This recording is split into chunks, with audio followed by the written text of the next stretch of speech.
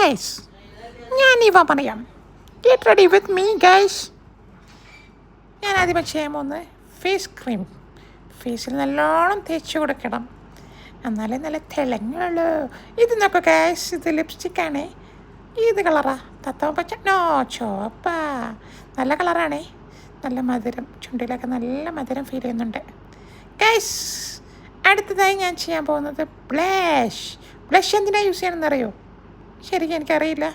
ഉമ്മ പറഞ്ഞു കവടി തേക്കണമെന്ന്, അതുകൊണ്ട് ഞാൻ കവടി തേക്കാൻ പോവുകയാണ്. നോക്കട്ടെ, കവടി തേച്ച് കഴിഞ്ഞു ഗൈസ്. നോക്കൂ, എൻ്റെ കവൾ തൊടത്തില്ല ഗൈസ്. നോക്കൂ നോക്കൂ നോക്കൂ, ഞാൻ ഓരോ ഇതിലുകളായിട്ട് തേക്കുകയാണ്. വലത്തെ കവളി തേച്ചു, ഇടത്തെ കവളി തേച്ചു. നോക്കൂ, എൻ്റെ കവൾ ചുവന്നിട്ടുണ്ട് ഗൈസ്.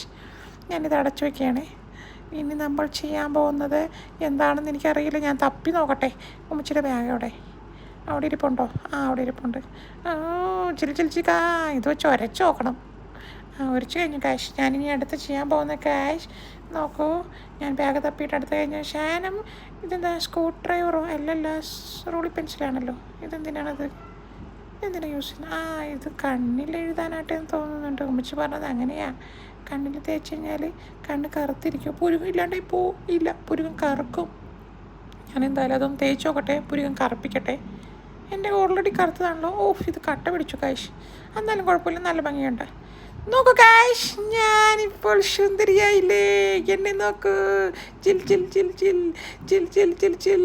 എന്നെ നോക്കൂ കാശ്, ഇതാണ് ഞാനിപ്പോൾ ഇന്ന് നിങ്ങൾക്ക് പഠിപ്പിച്ചു തന്ന മേക്കപ്പ് കാര്യങ്ങൾ. നോക്കൂ കാശ്, എല്ലാവരും ഇതിന് ലൈക്ക് ചെയ്യണേ.